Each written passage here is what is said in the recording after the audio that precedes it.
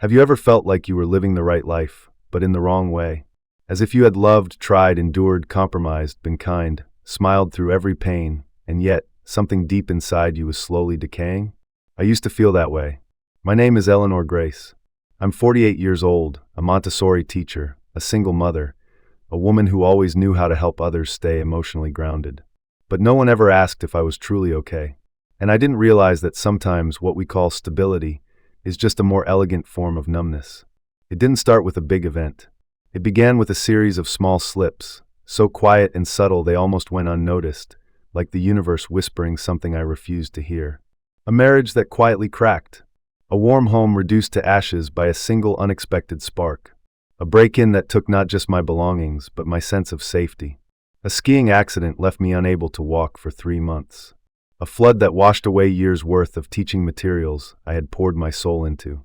Every time I stood back up, life knocked me down again. But I kept smiling. I kept saying, I'm fine. Because who has the time to listen to the slow unraveling of a middle-aged woman who's just trying to live a good life? I didn't realize I was slowly running out not of tears, but of inner light. I stopped believing in goodness. Stopped wanting to love anyone new. Stopped thinking kindness could save anything at all. And then one early autumn afternoon, I was crossing the street like I had so many times before. The truck didn't stop in time. I don't remember the impact. I don't remember the blood. I don't remember who screamed. I only remember one thing. Just before everything went dark, the feeling of lightness. As if, at last, I was allowed to disappear. But I didn't disappear. On the contrary, I was pulled into a place so strange, I no longer knew where the dream ended and reality began. A place with no form, yet for the first time in my life, I felt truly loved, without needing to earn it, prove it, or be anything more than what I already was. And then I met it. The light. I didn't see the light. There was no angelic music, no endless tunnel, no pearly gates or golden doors. All I felt was movement, a drifting, weightless as a thought, thin as a final breath. I was rising, or rather, I no longer belonged to gravity. My body, or what was left of it, lay motionless in the street. People knelt beside me. Someone screamed. But all the noise was like a silent film playing from the other side of the glass. I wasn't afraid. I wasn't thinking. I just knew. Knew that I was not that body. Knew that something vast and immeasurable was unfolding before me. Then I was pulled into a space of absolute darkness. But strangely, it wasn't frightening. It wasn't empty. It wasn't cold. It was warm, as if I had fallen back into the womb of the universe. No shape, no edges, but something was there, all around me, through me, touching me not with hands, but with love. And for the first time in my life, I realized love is not something you receive from others. Love is what you were made from. I didn't see a face, but I knew it was there, a presence or a light, or a gentle intelligence so tender that it brought you to your knees not out of fear, but out of awe. Because it didn't judge you, and it didn't ask for my name, or my job, or whether I had been right or wrong. It asked only one thing in a language without words. Do you remember? I didn't know what I was supposed to remember. But tears began to pour out, even though I no longer had eyes. Because I did remember the feeling. I had been here before. I had once chosen to return to Earth. I had once made a promise. But I had forgotten. And in the moment I realized I had forgotten, that light embraced me in total forgiveness. No blame, no regret, no fixing, only this: you were allowed to forget. But now, you are ready to remember. And then the light began to show me truths I had never been ready to understand about love, about the law of attraction, about myself, and about the world I thought I knew. And the very first truth it revealed took my breath away. I had created all the suffering in my life, and I had done it without even knowing. There was no whiteboard, no teacher, no voice delivering lessons. And yet, layer by layer, truth began to peel itself from within me, like dusty curtains slowly being lifted off a soul that had long forgotten the light. I began to see every moment of my life, not through a timeline, but through a stream of emotion. The times I vibrated at the frequency of fear, I attracted abandonment. The times I acted from a place of lack, I invited pain. The times I pretended I was fine, I drew people into my life who never truly cared how I was. And the most painful truth wasn't what happened to me. It was seeing that I had once been given the choice to respond differently. But I couldn't, because I hadn't yet remembered who I was. The light didn't just show me what I had been through. It made me feel what I had done to others, not through their eyes, but through their hearts. When I lashed out in anger at my son, I felt his little heart shrink like a crumpled leaf. When I refused to forgive my mother, I saw her sitting alone in a cold kitchen, her head bowed like a child no one knew how to comfort. When I locked myself inside my sorrow, I saw the people who loved me standing helplessly on the other side of a door I hadn't realized I had closed. I screamed not in sound, but in pure, unfiltered sorrow. And yet, the light did not judge me. It only asked, gently and without pressure, "Are you ready to see with the eyes of your soul?" And then I was shown the law of attraction not as a motivational quote or social media slogan, but as a living stream of energy, moving through every cell of existence. There was no reward, no punishment, no right or wrong, only resonance. You don't attract what you want. You attract what you are. I saw that when I lived in fear, I touched only the possibilities that fear could offer. When I believed I was unlovable, I resonated with those who couldn't love either. Not because I was unlucky, but the universe doesn't listen to what you say. It listens to what you vibrate.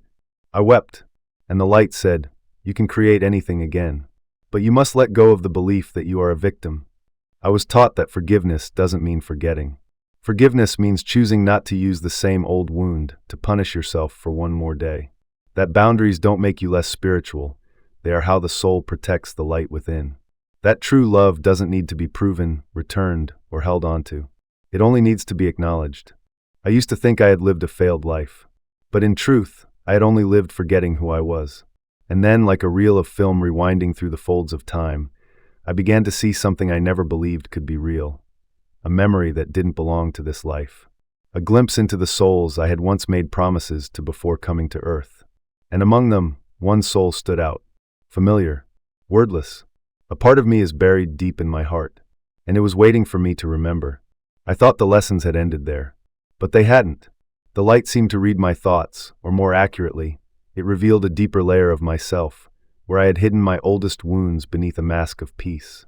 I was taken to a kind of memory space. But it wasn't the memory of this me, it was of a higher version of me. There, I saw Eleanor before Eleanor was born.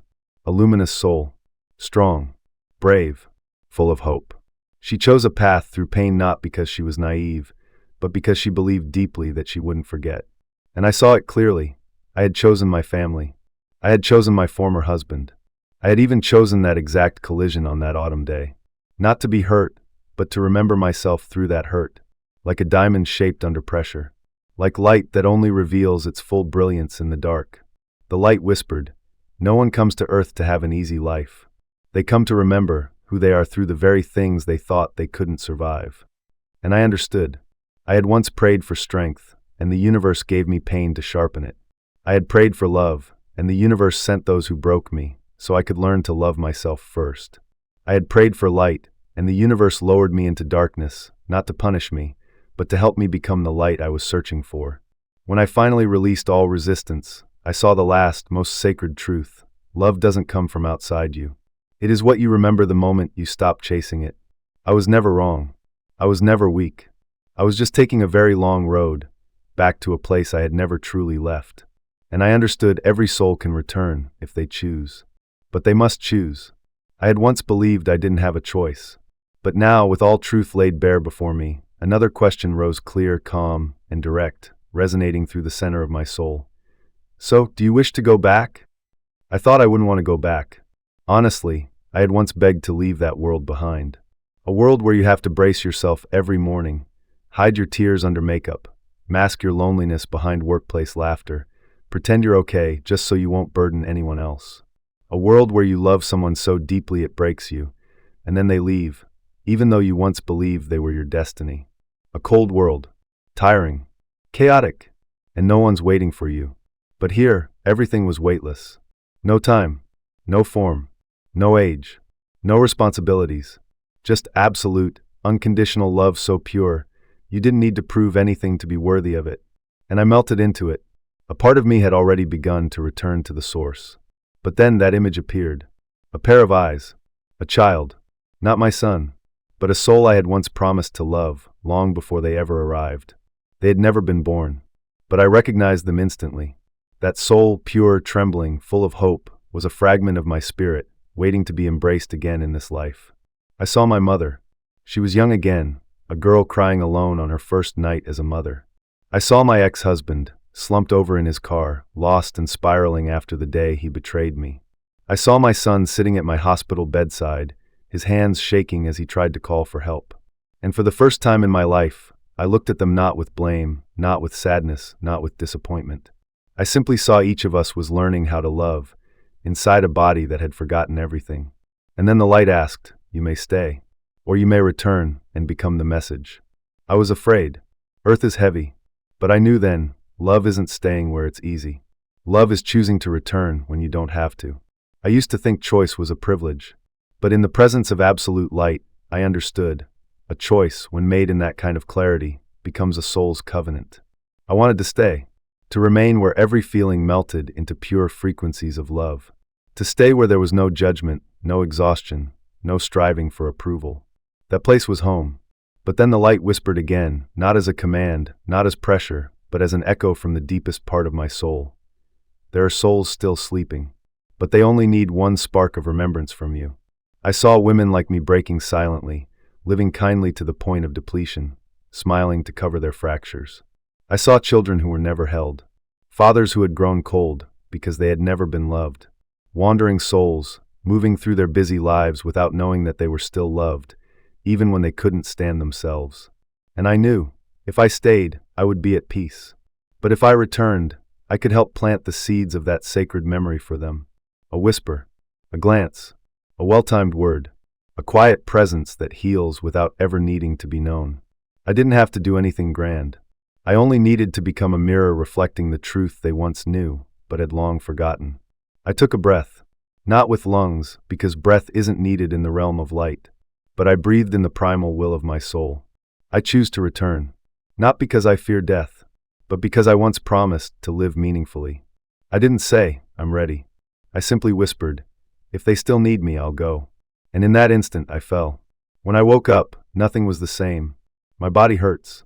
My memory was hazy. But one thing remained clearer than ever. I had brought something back from the light. And I knew. I couldn't keep it to myself. I opened my eyes to the sound of a ventilator. Everything was blurry, like I had just been reborn from a strange dream. The first face I saw was a nurse's, but it was the look in her eyes, the tenderness that made me cry. Not because I was in pain, but because I was still here. The doctor said my heart had stopped for 3 minutes. Part of my lung had collapsed. 3 ribs were broken. 1 leg might not fully recover. People called me a miracle. But what they didn't know was that the real miracle wasn't that I survived. It was that I came back completely changed. I used to teach like a machine. Now I listen to each child as if they are ancient souls in disguise. I used to live by duty. Now I live by resonance. I used to fear being left behind. Now I know no one can abandon a soul that has remembered itself. I don't tell my story because it's dramatic. I tell it because someone out there might need it, to remember who they are. I once believed my life was a failure. Now I understand that every mistake was part of my soul's blueprint.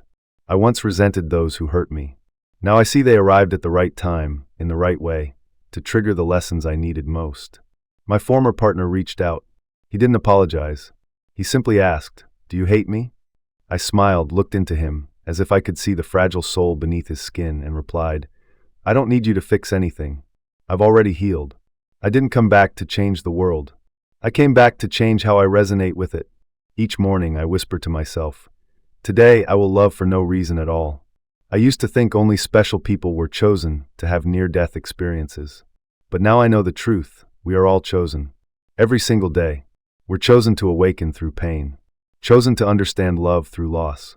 Chosen to learn letting go by holding on until whatever we cling to slips through our fingers. You don't have to die to remember. You just have to pause. Listen to your heart. Look into the eyes of a loved one who's hurting. Notice the tightness in your chest every time you say yes when you mean no. Pay attention to how the universe is speaking to you, not with words, but through repetition, through dreams, through accidental encounters. Your soul planned long before you were born. We are not the names on our ID cards, not our gender, our age, our jobs, or even our mistakes. We are learning how to remember we are light, even while living in a world wrapped in fear and control. Sometimes I watch people crossing the street and wonder, do they know they once were radiant souls? I look at myself in the mirror and whisper, "Thank you for choosing to come back." And I look at you, the one watching this video, and I know you're remembering something. Slowly, gently, but deeply. You don't have to believe this story. That's okay. But if some part of you shivered at the words light or remembering, maybe that part has been there too. And maybe, just maybe, you're here to tell the story you once promised never to forget.